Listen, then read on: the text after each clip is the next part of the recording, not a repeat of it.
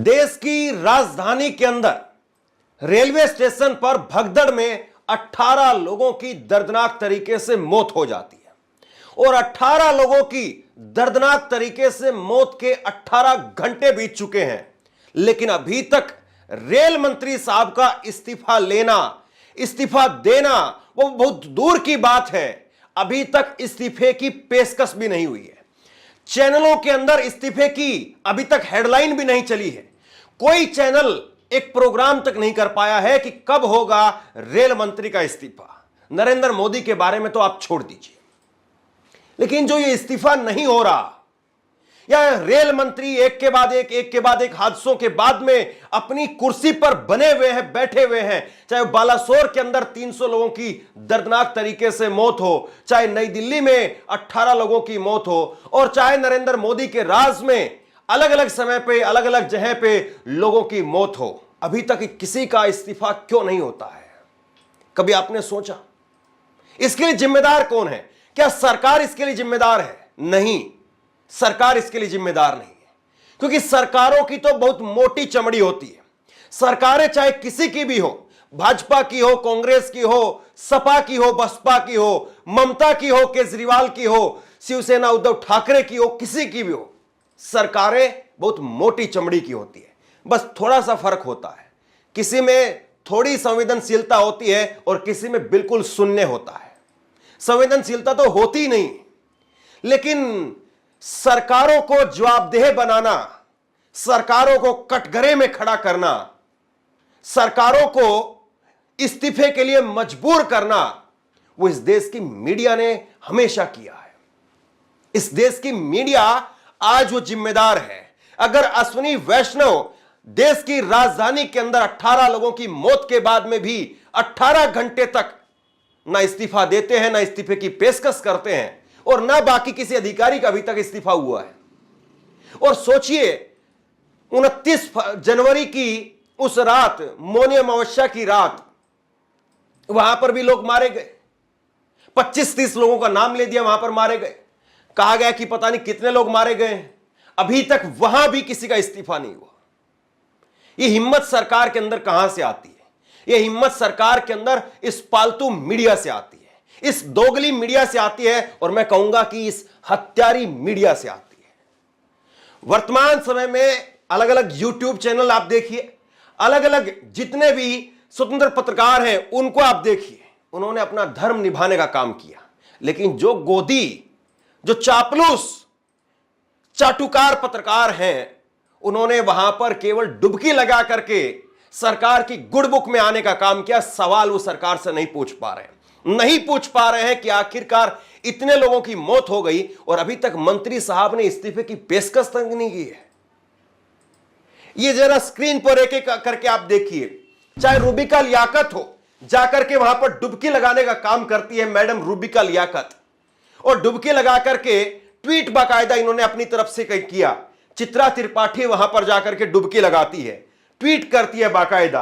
अंजना ओम कश्यप वो भी डुबकी लगाती है, ट्वीट करती है बाकायदा।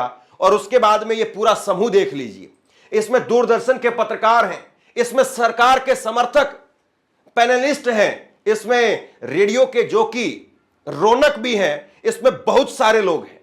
इसके बाद में इंडिया टीवी की मीनाक्षी वो भी जाती है, डुबकी लगाती हैं।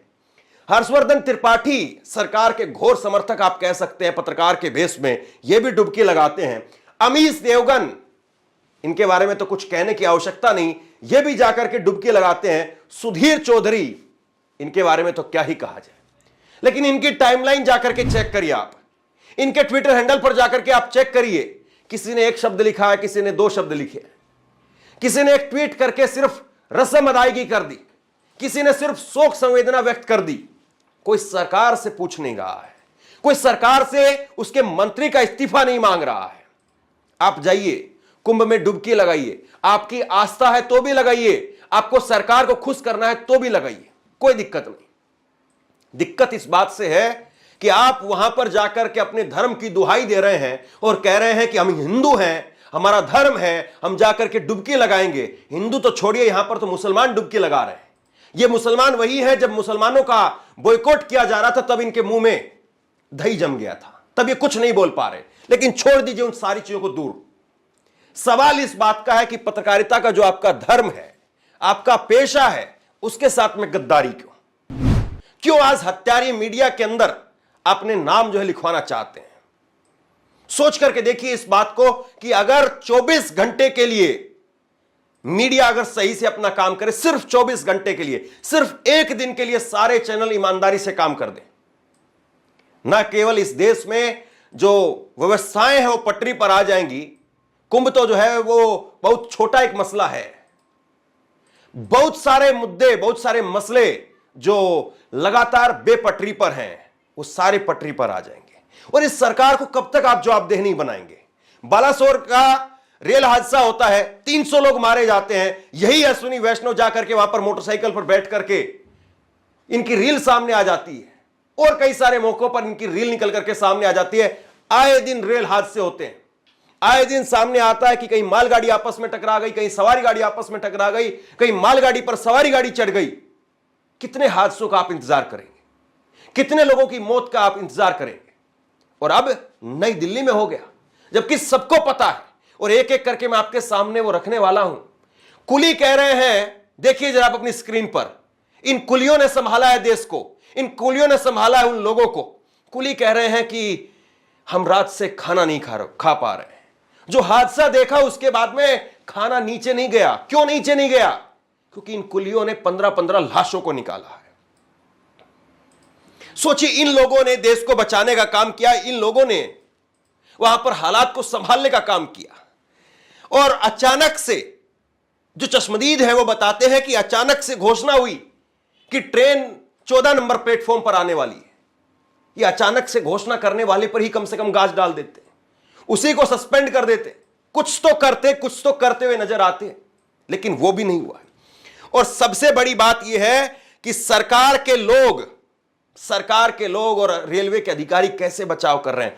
ये उत्तर रेलवे के सीपीआरओ हैं, और ये कह रहे हैं कि ना कोई ट्रेन कैंसिल हुई, ना प्लेटफॉर्म बदला गया। बस इन्होंने दो बातें नहीं कही।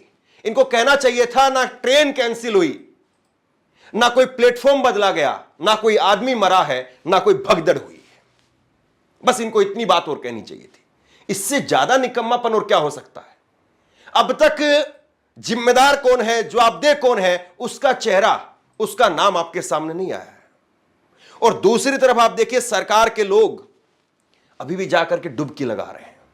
आज ही नितिन गडकरी ने डुबकी लगाई, और नितिन गडकरी ने डुबकी लगाने के बाद में कहा कि राज्य सरकार ने इतने बड़े आयोजन के लिए बहुत अच्छी व्यवस्था की है।